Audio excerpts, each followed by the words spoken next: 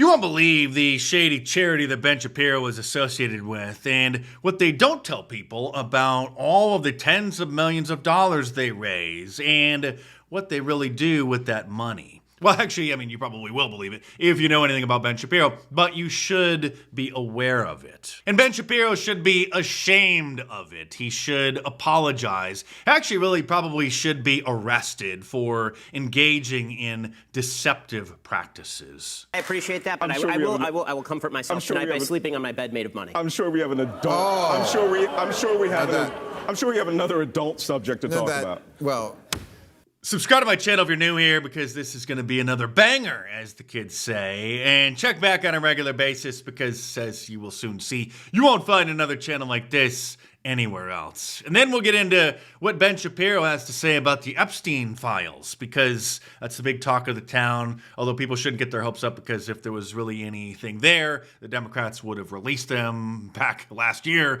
trying to stop President Trump from winning the 2024 presidential election. But get a load of this. A child's life is molded by his or her home, school, friends, community. A positive experience in all those areas helps build a healthy child. Cars for Kids, that's Cars with a K, is a registered nonprofit organization that gives kids the tools to succeed in life. If you got a car that's just sitting in your driveway taking up space, you should consider donating it to Cars for Kids. You remember Cars for Kids? They're the folks with that catchy jingle, 1877 cars. Yes, we've seen their commercials plastered all over cable news, and now Ben Shapiro is promoting them. But what could possibly be so shady about a charity helping underprivileged kids in your community? Well, stay tuned. If you're tired of looking at that old car in your driveway or hearing your spouse complain about it, why not let Cars for Kids take care of it for you? Here's how it works. Visit their website at carsforkids.org/Ben. Let them take it from there. The whole process only takes 2 minutes. Cars for Kids will schedule a pickup at a time that's convenient for you. If you don't have a car, you can still help. Cars for Kids accepts. I'll spare you from having to listen to any more of his whiny voice. Obviously, on the surface, it looks just like an ordinary plug. And most YouTubers, as you know, will promote any product or service basically and pretend to care about it, pretend that it's good for the money from these companies. Someone with an audience of Ben Shapiro's size likely getting $5,000 per plug. So Ben Shapiro has paid likely $5,000 just for this one plug alone. But as Paul Harvey used to say, here's the rest of the story. The charity is under fire by the Minnesota Attorney General's office. It says between 2012 and 2014, Cars for Kids raised $3 million in the state through car donations, but less than $12,000 went to Minnesota kids. So that's about 1/3 of 1% from the money that they raised over several years just in Minnesota alone that went to help children in Minnesota. Not even 1/3 of the money, which would be $1 million, which would still be shady as hell. Not even 1%, 1/3 of 1%. But what's next? Are we going to find that the rest of the $3 million went to help Ben Shapiro's favorite ethnic group back on the East Coast? Oh, wait, what's this? Where does the money go? 90% of the monies donated go to a sister organization, URA, a New Jersey-based charity that operates Jewish youth summer camps in New York. That's fine if people want to raise money for Orthodox Jews, but they need to be clear and state that's what the purpose is. And when Ben Shapiro was shilling for this charity, he didn't mention at all that it was going to a certain ethnic group of children. He didn't say it. It didn't say it on the bottom of the screen, not even in any fine print. Just an absolutely garbage, shady plug from really one of the most shady podcasters in America. When a Christian or a Catholic charity raises money to help those who are less fortunate and in need, they don't discriminate against the people who they're giving that aid to. When you hear of any Christian or Catholic charity helping the community, they're helping anyone and everyone who needs it. But what a surprise, Ben Shapiro partnering with an organization and not disclosing to the audience who it's actually benefiting, while giving the impression that it's just helping kids who are in need, no matter what community or ethnic group or religion they may be in. Once again, perpetuating the very worst stereotypes of Jewish people. Ben Shapiro is like the very worst spokesperson for Israel and for Jews. This is far worse than the email collection scheme that the Daily Wire launched earlier this year, where they claimed that it was to get a petition going to try to convince President Trump to pardon Derek Chauvin, the white police officer who was thrown in prison for years, many years, because he arrested George Floyd when Floyd had the notorious overdose. He was blamed for that. So they launched the website pardonderek.com to go and sign the petition with your name and your email address. And then they're going to present it to President Trump, trying to convince him to pardon Derek Chauvin, which, even if they would, or he would, wouldn't matter because he was indicted and convicted on state charges. So President Trump pardoning him on federal charges wouldn't get him released from prison. But the whole scheme, the whole idea behind this was to just collect a bunch of email addresses from people who wanted to support a good cause and then spam them with Daily Wire advertisements, which they're going to say, well, we did put the bottom of the screen in the fine print, in this tiny, tiny little fine print. By clicking here, you consent to receive emails featuring news and special offers from the Daily Wire and our sponsors.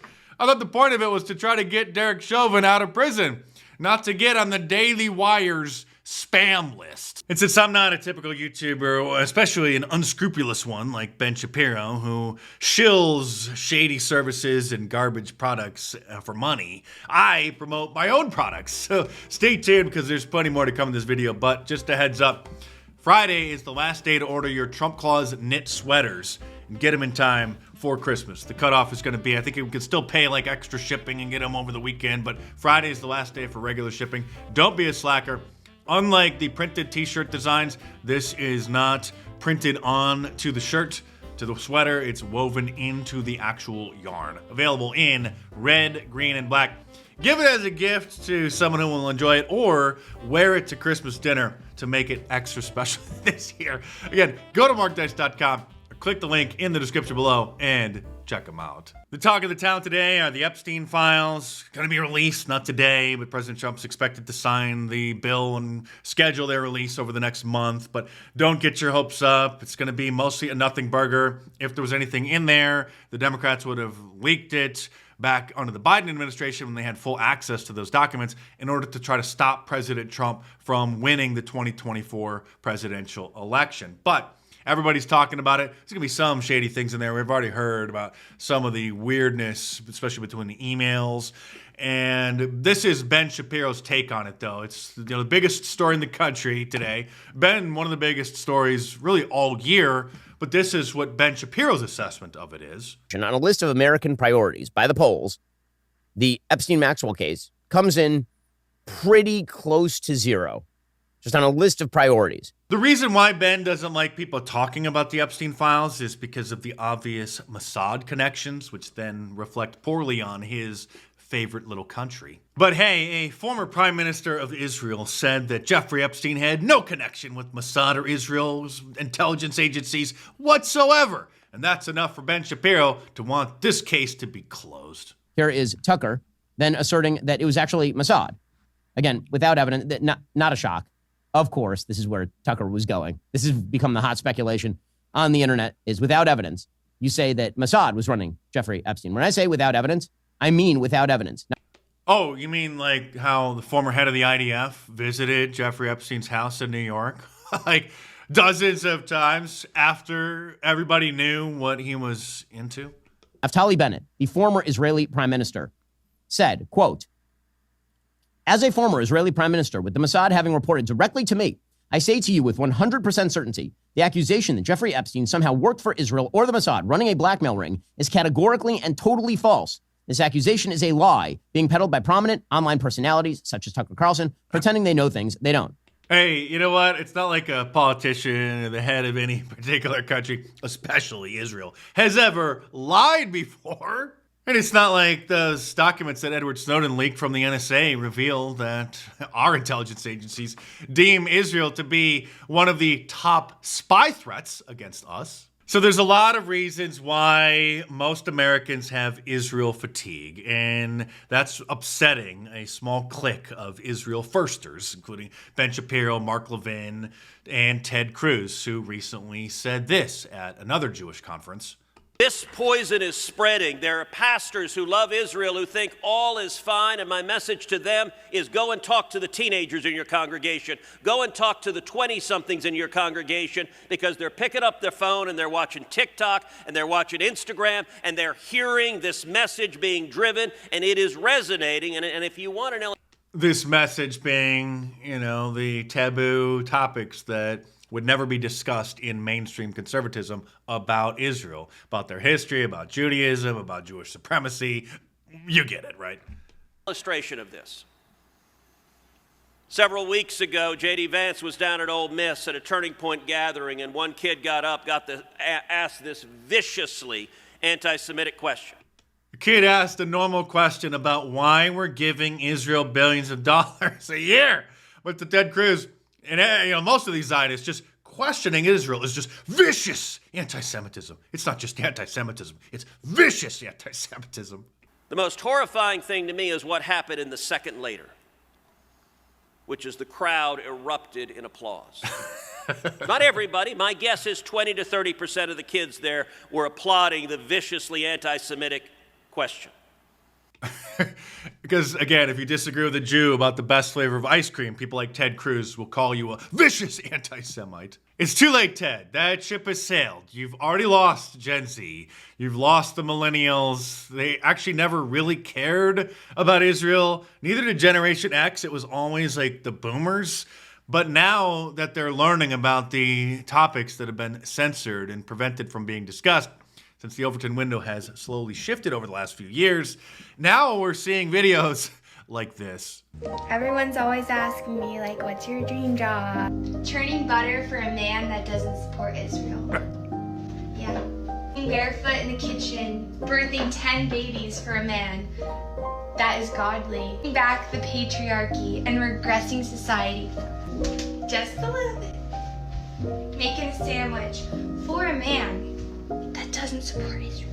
So that's a young Orthodox Christian woman who goes by Christ with Callie on Instagram, who has almost 100,000 followers, okay? So it's not just some random girl who's posting videos, just her small group of friends who are following her. This girl has almost 100,000, I'm sure by the end of today, over 100,000 followers. And when Ted Cruz sees this video, he's gonna have a heart attack. It's captioned, "Who I turn into when someone mentions politics."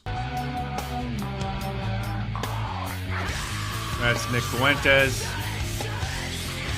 Sydney Sweeney giving that stare to that libtard who tried to get her to apologize for the Gene ad. Remember that? Watching Candace Owens. And she's an Orthodox Christian.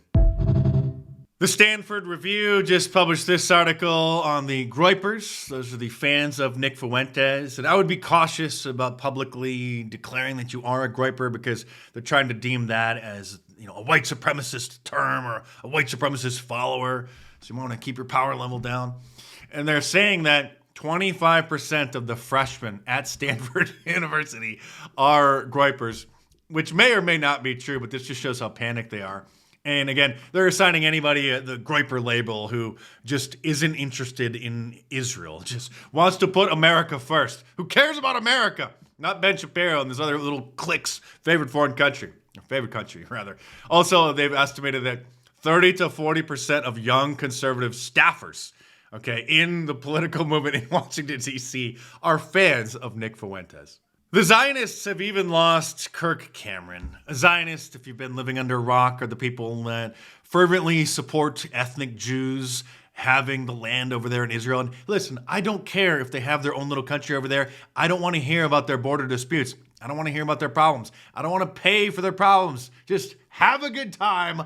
Leave us out of it. But the reason this has become such a point of contention, I'll play this clip in just a moment, is because so many Christian Zionists and non-Christians, Jews, have been misinterpreting a verse in the book of Genesis and other parts of the Bible where they claim that you must support Israel, otherwise God will curse you. You must support the Jewish people, half of which don't even believe in God at all, half of which are ethnic Jews, not religious Jews.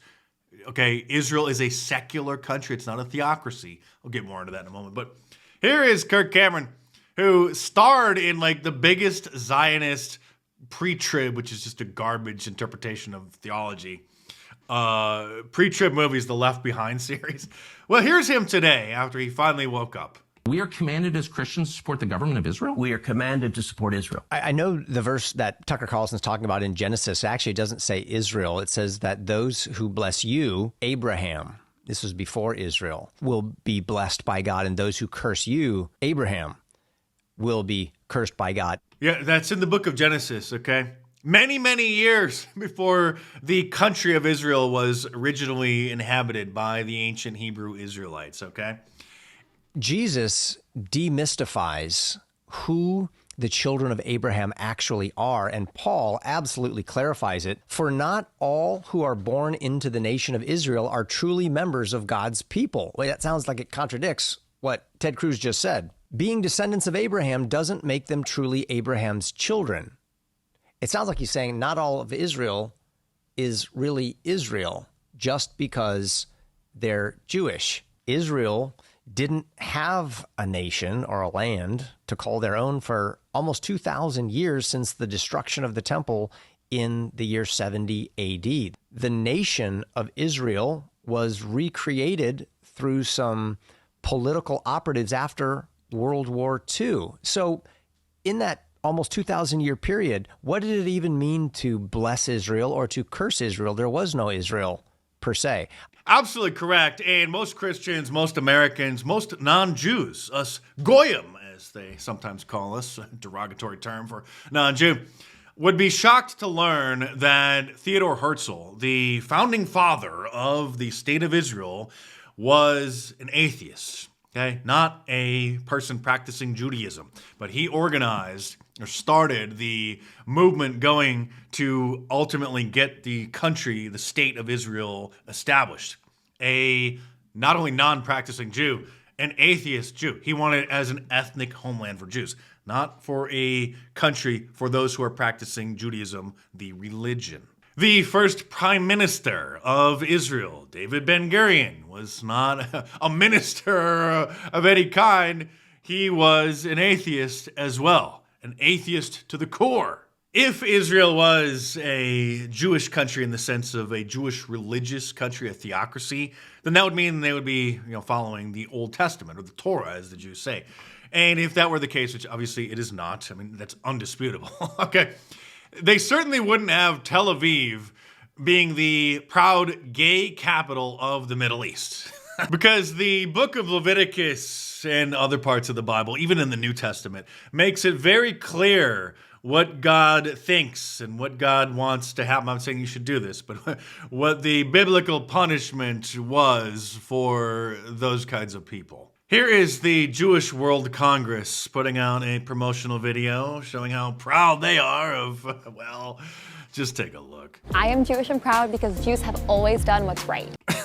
Always. They've always done what's right. We've led the fight for gay rights. Harvey Milk fought to ban discrimination based on sexual orientation. Eddie Windsor was a leader in the fight for marriage equality. Miriam Ben Shalom challenged the ban on gay people serving in the military.